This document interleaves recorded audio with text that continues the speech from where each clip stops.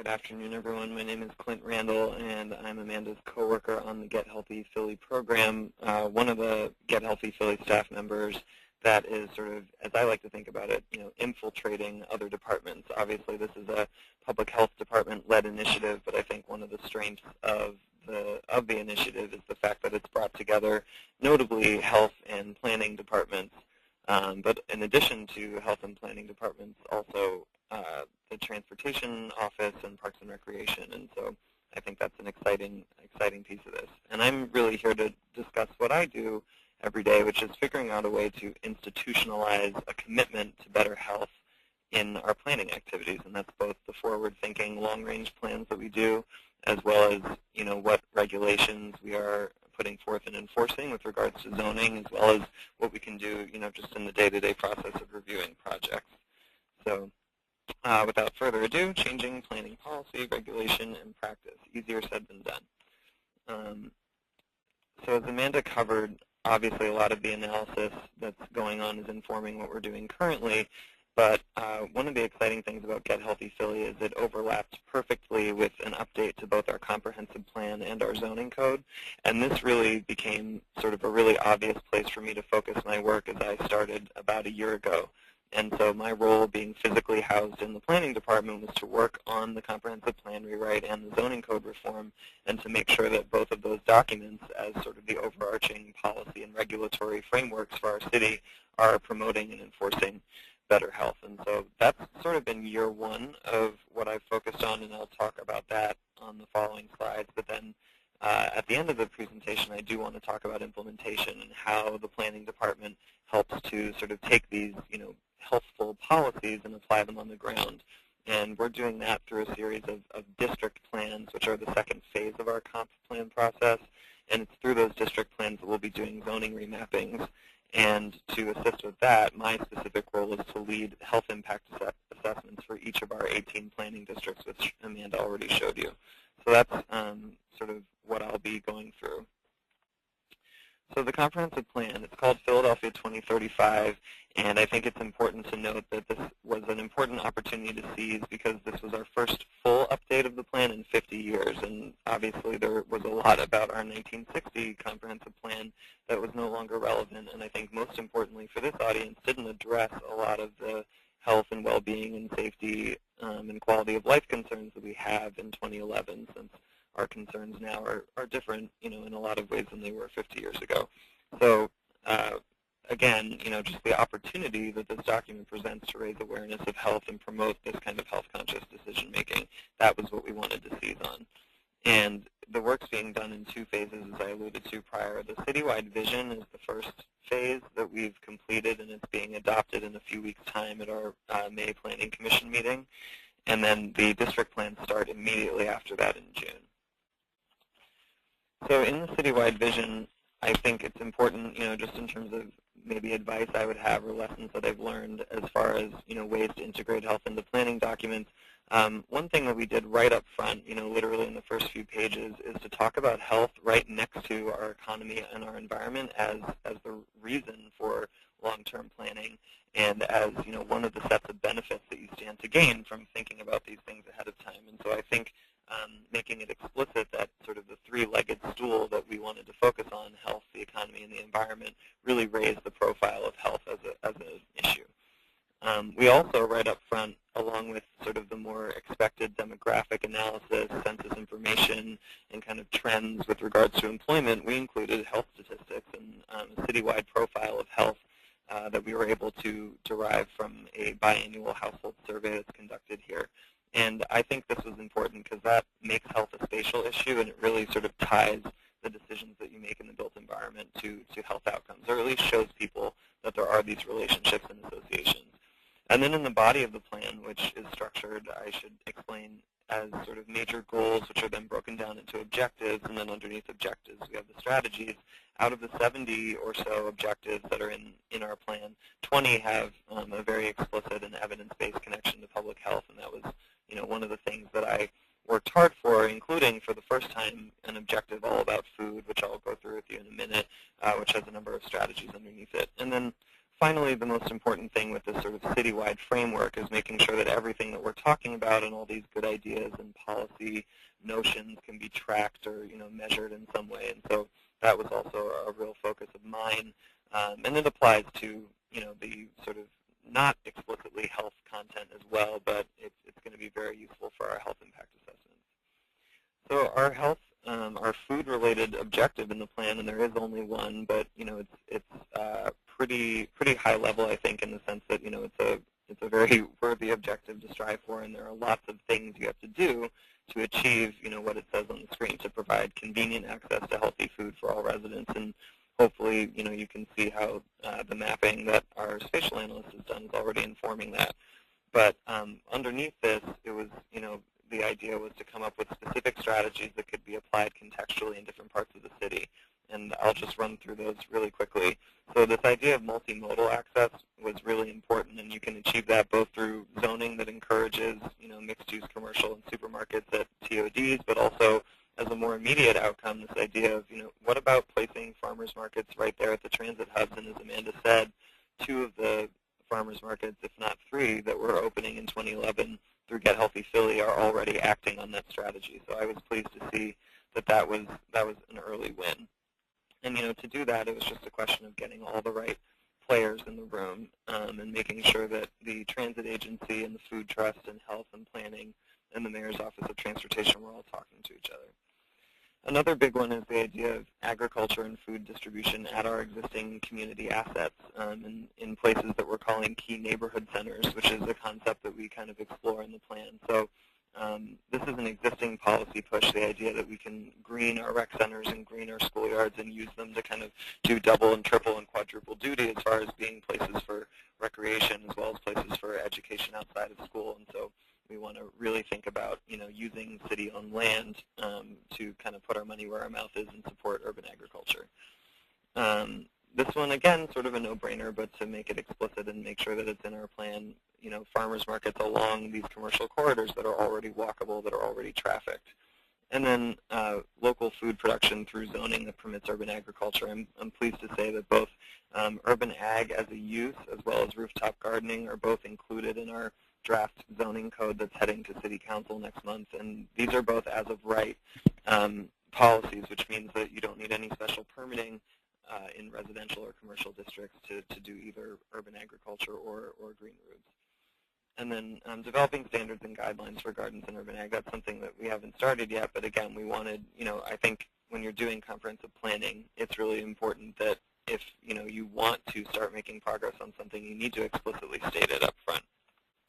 And then finally, the 6th strategy under our food objective is to work with supermarket developers to create site designs that respond to neighborhood context. And to read between the lines of the language of this strategy, this is about the fact that even though we've made great progress in bringing supermarkets to some previously underserved neighborhoods, a lot of them have been designed in a very auto-centric way, even in neighborhoods that are historically and currently not only pedestrian-oriented, but have populations that are transit-dependent or otherwise have mobility limitations. So something that we're trying to address through zoning and also just through reviewing proposals is to make sure that, when you're providing someone with a healthy food asset, make sure that it is one that can be universally accessed by all the different groups in that area. So on this note of being able to track some of the ideas that I've just put out, each objective of Philadelphia 2035 is tied to indicators, and if you flip to the back of the book, and I can give you all a link to it at the end, it shows exactly what indicators are we tracking to make sure that we're achieving the objective. And what I did is I took all of those 20 aforementioned health objectives and all of their indicators and pulled that content out as its own specific sort of tracker system that I'm calling PhilaTool, which stands for the Planning and Health Indicator List and Assessment Tool. And this is something that might be familiar to some of you if you have any experience with what San Francisco has done with their Healthy Development Measurement Tool, which was something that their health department really created, single-handedly. And I think the only major difference, I've adapted very liberally from their structure because I think it's a fantastic way to track data and to present it to the public. The thing that's different here is our indicators and our objectives aren't just generated by the health department. They're supported, they have the policy backing of our comprehensive plan. So for right now, we're using this just internally. It's just sort of a checklist for us to know what data do we need to bring to the table to make informed decisions, but we really are looking forward to potentially, getting this out and sharing it, and that's something that Amanda and I and others on Get Healthy Philly have talked about, sort of a Web 2.0 version that would not only share the data with folks, but allow them to comment on it, because as good as our GIS information is, it's never going to be exactly right, and one of the ways that we can inform zoning and planning decisions is to get information on the ground from folks. So moving right along, just to give a quick Philitool example, I won't actually read through all of the text that's about to show up, but just to show you an example of structure. So these pulled right out of the document are some of the indicators that we would be tracking to sort of check our own progress on the food objective, 1.1.4 from the previous slide. And I made sure to keep track also that alphabet soup on the right is the different city agencies that house this data or would provide it or even analyze it for us. So that was an important part of the tool.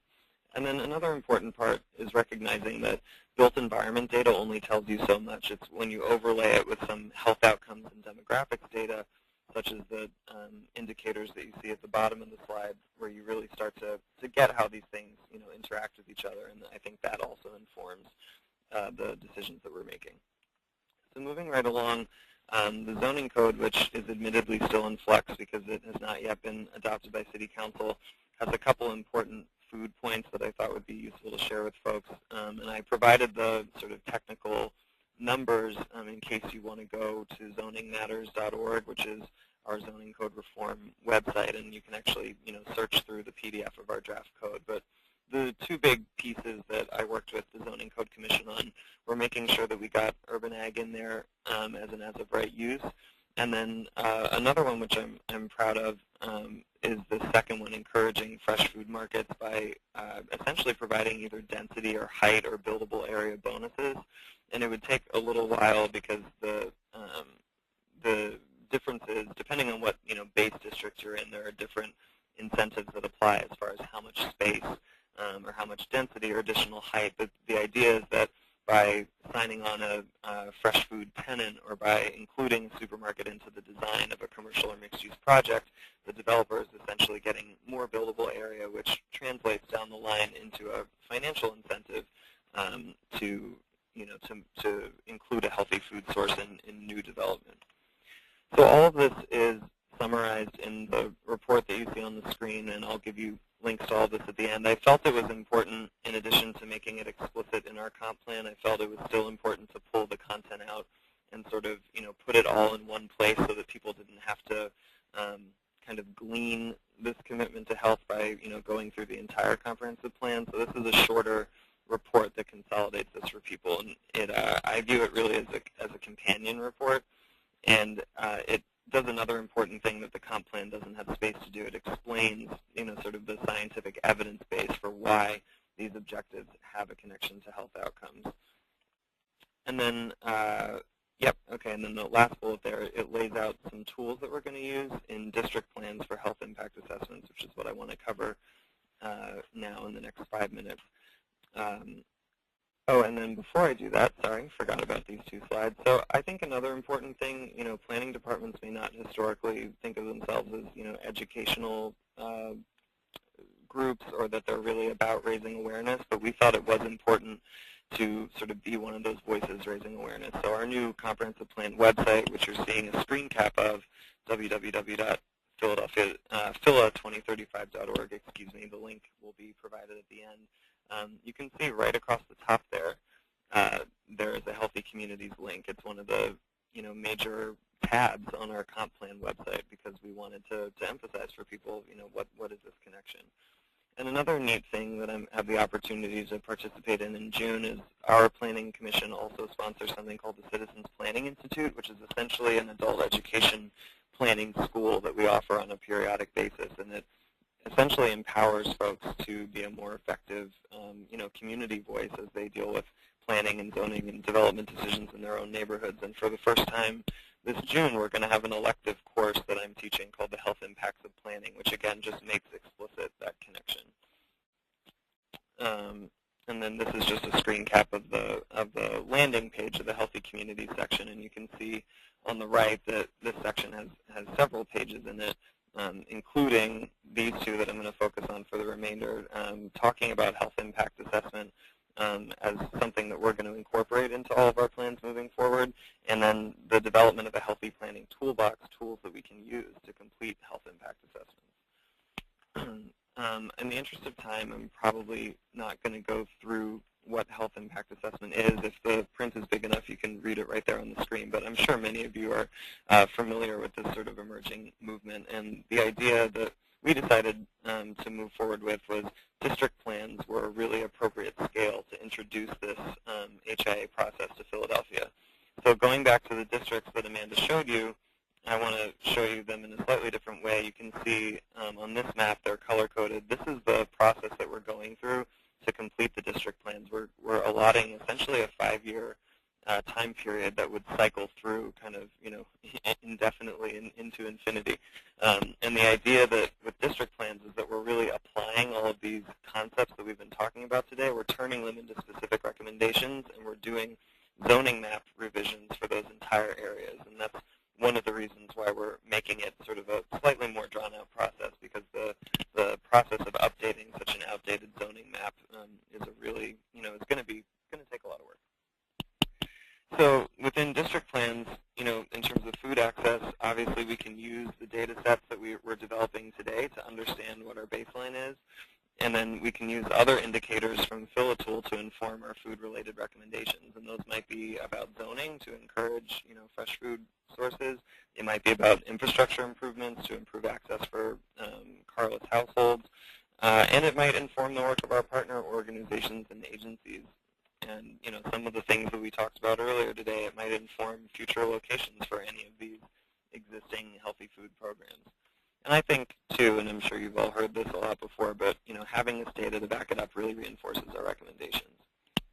And that's the idea behind health impact assessment as well. We want to make health impact assessment a standard part of all district plans moving forward, because health impact assessment is a way to raise the awareness of health and bring some new data and evidence to the table to explain to decision makers why a decision that might have been historically thought of as just an economic one or just a land use one really has health impacts for that community. So health impact assessments are going to be very different district by district. Obviously, health priorities and sort of critical issue areas are very diverse in a city as large and diverse as Philadelphia. But I think an important thing to realize is that they run concurrently with the district plan. So it's almost like a project within a project, and they kind of inform each other. And I know I'm running a little bit over here, so I'll just finish with this. But one of the first district plans that we're starting with, West Park, you see there, food is actually going to play a huge part in that HIA. This is a one-sentence sort of summarized scope, but you can see that it's going to be us actually piloting one of those tools that I mentioned from our Healthy Planning Toolbox, this walkability assessment tool. And the idea is to assess barriers to key services, including food resources, and to use that to provide evidence to inform how we're going to prioritize improvements and infrastructure changes and zoning changes and things like that. So that's an example of the scope of an HIA that is going to address food access at the district level. And in the interest of time, I can just let you read these, but these are some of the reasons that we feel HIA is a really valid addition to the district plan process. It's not just sort of adding more layers of bureaucracy to the process for the sake of bureaucracy. It's looking at the planning process through a whole new lens. So that's it for me and Amanda, and here you have the links both to the comp plan website, where I pulled a lot of that data, as well as Food Fit Philly, which talks about the nutrition and physical activity aspects of Get Healthy Philly. Thank you so much, Clint. Amanda, that was an excellent presentation. It was really exciting to see all that you guys have been doing in such a short period of time. We're going to take, since we have, I guess, 5 minutes left, we're going to take a couple questions for you, and if there are any questions for Allison, we can take one more question at the end, too. So the first question is, from Anne. So for the incorporation of fresh food markets and new development in exchange for density bonuses, it seems that a developer could plan for a market to get the bonus, but then the lease might fall through or another type of use might be more profitable. Are there any provisions to guarantee the ultimate existence of a food market, or is that even something that can be addressed in the code? Unfortunately, I think, at least at this point, I would say that's not something that we feel we can adequately address through zoning. It's certainly been raised as a serious limitation of that provision. And the reality of cities, of course, is over time things are gonna come and go. To the extent that underserved areas, when a fresh food resource comes in, if there really is sort of pent-up unmet demand, the likelihood of success might be higher, and there might be kind of a continuous market to support that business. But as far as sort of if that lease were to fall through or if that expires, I think as far as ensuring that a future tenant would also be a fresh food market, I have to say I don't know of an adequate way to address that other than to point out if this were something that were, say, going to the zoning board, we would know that the original use, that the project happened the way that it did and is as dense or as tall as it is because of that original incentive. And so you could at least you could bring that evidence back and cite that in future discussions if a different use were looking for a variance. That would be something that the community could use. But I agree that zoning is a useful tool in some cases, but it is a rather blunt one. Yeah, and it would also be interesting maybe to look into New York City's FRESH program. They have a similar density bonus, and to see what kind of impact that's had, because I know it's been in effect for maybe 2.5 to 3 years now. So just something to think about. Okay, another question is related to the GIS analysis. Restaurants seem to be excluded. Is this intentional, and why? Restaurants being excluded from the, yeah, I think the idea with walkable access to healthy foods, we were really looking at foods that you would bring back to the home, because a lot of it is about the food that parents are providing for their children. And while certainly folks go out to eat a variable number of times, I think we were focusing more on kind of creating and supporting a healthy food environment in the home. There's less, again, through zoning and et cetera, there's a little bit less that we can do to kind of restrict, restaurants. There's certainly some useful zoning examples from around the country where they've created overlay districts and such to eliminate or minimize fast food establishments. But yeah, I think to in one sentence, our focus was really what resources do people have to kind of stock their own homes with healthy food. I don't know if you have anything to add, Amanda. Yeah, we're sharing a phone. I would also say, our main intervention so far with restaurants has just been with menu labeling in Philadelphia, so just starting to have restaurants provide information to consumers about the nutritional requirements of the food. In Philadelphia, it's only restaurants that have 15 or more locations, I believe, but they have to have calories, sodium, trans fat, like a large amount of information. So that's sort of the main way so far that we've been doing interventions with restaurants. But I would say Clint's right. Like, our focus on this version of the mapping has been on healthy, affordable food that you would purchase for home. Great. And one last question related to urban agriculture. How do you define it? Are you including more intense agricultural uses? Are you including commercial agriculture within, I guess, that zoning code ordinance? Yep. Yeah, that section is a lot longer than the tidbit I gave. There's 4 levels of urban ag defined in the code, and they do include more intensive things like animal husbandry. So the blanket statement I gave that it's an as-of-right use in all commercial and residential districts, that applies only to certain classifications of urban ag. And I guess to use animal husbandry as an example, that's actually limited to certain industrial or mixed commercial industrial districts, because obviously there are different concerns depending on what type of and how intense the agriculture is that you're talking about. So I would have to dig back into the code to see the latest language, but in short, there are 4 definitions of different levels of ag.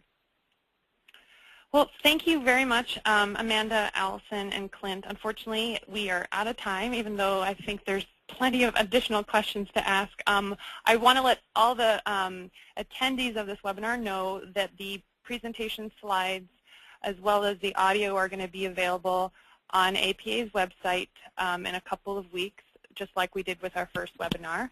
And if you would like to contact any of the presenters, they gave their information on their slides. And if you have any ideas for future webinars, please don't hesitate to email me at khodgson@planning.org. And I believe all of you have my email address. So thank you again, and thanks Allison, Clint, and Amanda. I really enjoyed your presentations, and I'm sure everyone else did that attended.